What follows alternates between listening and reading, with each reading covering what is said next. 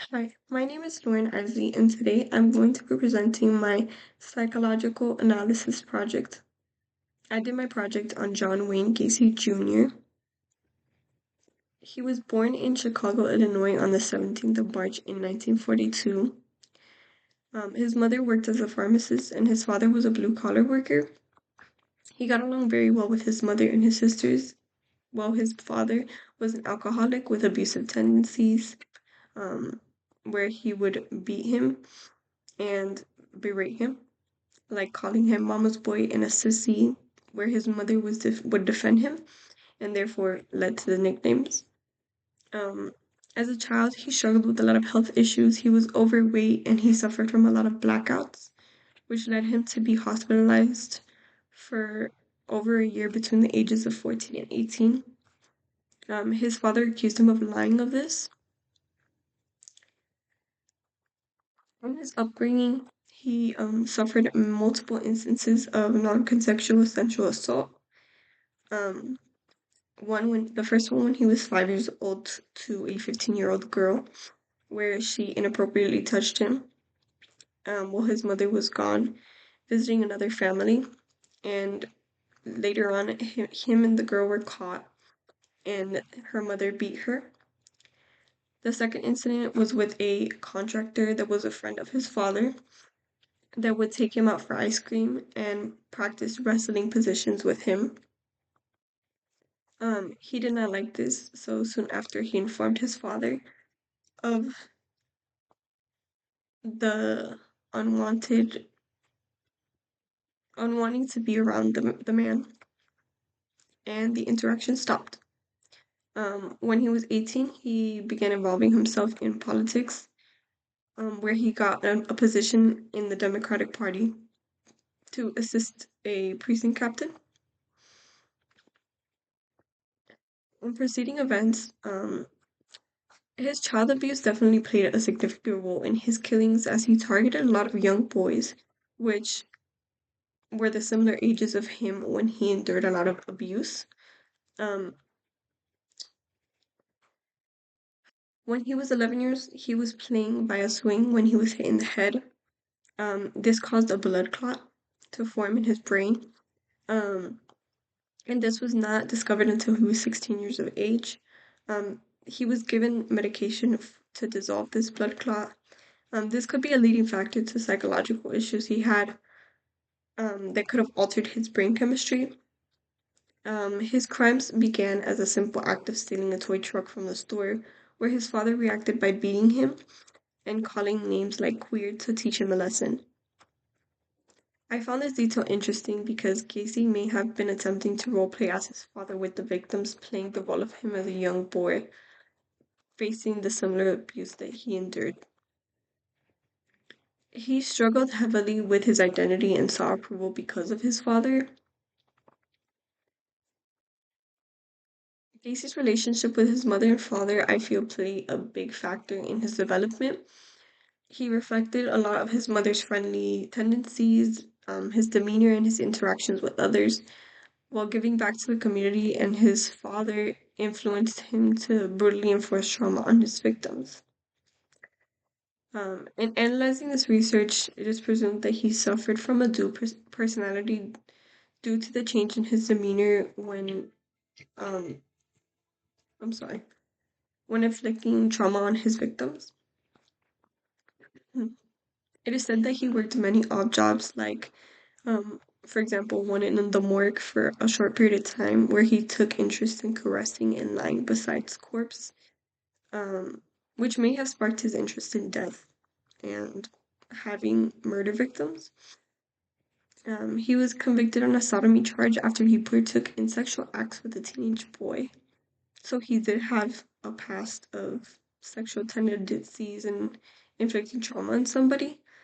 Um, Maybe this began his to spark his imagination. He was known for his ability to gain the trust of his victims, as he did have a very um, outgoing persona.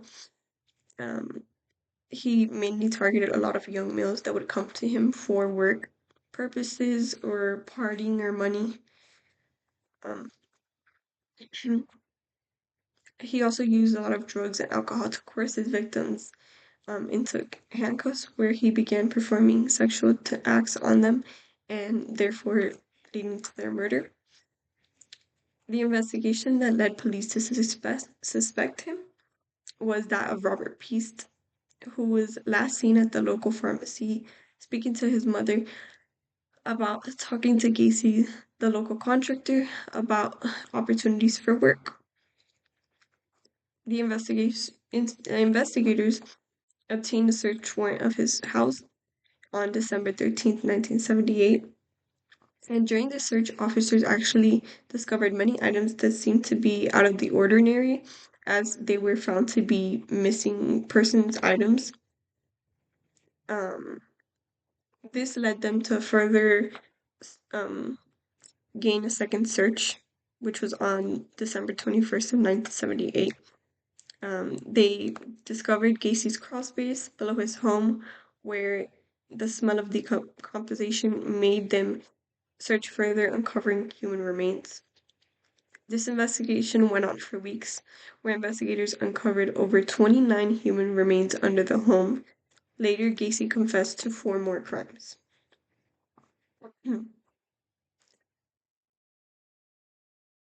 His legal proceedings were on the February 6th of 1980.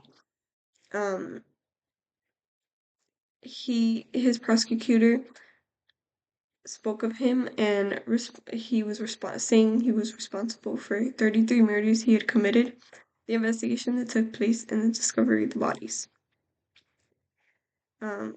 Robert Motto was Gacy's defense lawyer, and he opposed each and every one of these statements, claiming that the crimes were a result of irrational and impulsiveness, claiming that Gacy was insane and was not in control of his actions during the time of the crimes. To prove the statement of Bob Egan, the prosecutor, he brought in many witnesses to the stand, like family and friends of the victims and employees. His employees recounted many instances where Gacy was violent or seductive and would trick them into being handcuffed, as well as the many accounts of his mood swings. In the next several proceedings included friends and neighbors and officers' accounts of Gacy, where a psychologist explained that Gacy was completely sane when the crimes were committed. But in efforts to prove Gacy's insanity, Motta called many friends and families of the accused killer to the stand to defend his innocence, like his mother and his sister, and they explained the abuse that he endured from his father as a child. Um, the defense also called a psychologist to the stand named Thomas Alessio, who interviewed Gacy before the trial began. He claimed that Gacy to be extremely intelligent, but found that he was borderline schizophrenic. Other medical experts were brought in and testified, giving similar statements. With this information, the jury found the defendant guilty in the death of 33 young men, whom he received the death penalty for and was executed by lethal injection. The kind of forensic technology that was used in the investigation, health professional used um, forensic health professionals were used in this investigation. They ran tests such as IQ tests, projective tests, and self-report assessments to examine for potential brain damage and finding none. Each of the professionals then determined a diagnosis and either went with or against the claim that Gacy was incapable of knowing what he was doing during the time of these murders. Dental records were used to identify the victims. Forensic anthropologists used missing persons reports to identify the victims. DNA evidence such as hair follicles were found in the home, like those of Robert Peast, as well as several articles of young boy clothing. The communication technology that was used was heavy surveillance on him, although there was no CCTV footage. to use in the investigation. There were many traditional methods that were used during this investigation, like dental records, missing persons reports, and analysis of skeletal remains. They also used the accounts of witnesses and evidence that were found on his property. Since there wasn't much technology during this time, they were able to gather many articles of evidence. Um, though the lack of technology, they did have his criminal record, which did benefit in convicting him.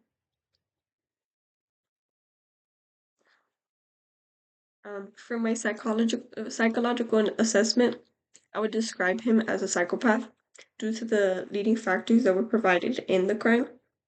Um, he portrayed many signs of manipulation in the event of luring his victims into the car, and he showed a lack of empathy with them, stating that he may have enjoyed committing these crimes. He had a special ploy to deceive others. He found it very easy to trick his victims with things like money, drugs, or work to get them interested in him. Um, the torture that the victims were enduring seemed like something impulsive, as if he enjoyed the things that he was enforcing on his victims. This leads me to believe that his tendencies were traits that only a psychopath would have. Um, it was identified during the trial that he exhibited multiple disorders. Some that are listed here weren't listed in the trial, but these are some of the disorders that I would diagnose him with. The first one being antisocial personality disorder due to his lack of empathy, his manipulative behavior, and his impulsiveness. Schizophrenia could possibly due to the psychologist who proved him to be incapable of the crime by the pleading of insanity, like delusion, disorganized thinking, and hallucinations. Um, Especially since he suffered from blackouts. Multiple personality disorder, Gacy was described as having mood swings and blackouts, which could be a result of the diagnosis affecting his ability to function in social situations. Mhm. This could also be caused by factors like stress, trauma, and abuse, which could have been a result of his father's abuse, and not only his father's abuse, but that the ones that he suffered from, um, the 15-year-old girl and the contractor. These disorders describe many of the behaviors that he exhibited and could have had a serious impact on his mental capacity in these crimes. The treatment for a lot of these things are very similar because a lot of the behaviors are exhibited similarly. But there's things like therapy, um, like individual or group therapy, could help the individual to work through their trauma and manage their behavior and the identity issues. Medications such as antipsychotics are commonly used to help control symptoms like those of these disorders. Also, support systems are also very important in these kinds of disorders as they may feel many different emotions. Reaching out to family and healthcare providers or the community to figure out ways to support individuals like this can possibly positively impact their exposure to help. um, and then my personal and professional assessment. In my personal and professional assessment of the serial killer John Wayne Gacy, um, the research has contributed to my understanding the significance of brain chemistry, behaviors, background, and technology because it's all something that ties in together eventually. Seeing as the killer Gacy had a rough upbringing due to his father's abuse and sexual abuse that he endured, it led to many obstacles that he faced in his adulthood. Not only this, but the sexual abuse he faced as a young boy, it could have affected his mental capacity. Therefore, the upbringing of a child has an almost effect in their futures significantly. Um, as you can see, he seemed like a perfectly normal human being. Um, outside of his murder victims, nobody knew for a long, long time. I mean, 33 victims, that's not something that happens in a day. So I do feel that he suffered from some sort of disorder. Um, he may not have been insane, but people do suffer from things that you may not know of. And it more may portray as something else. But yeah, thank you guys for listening.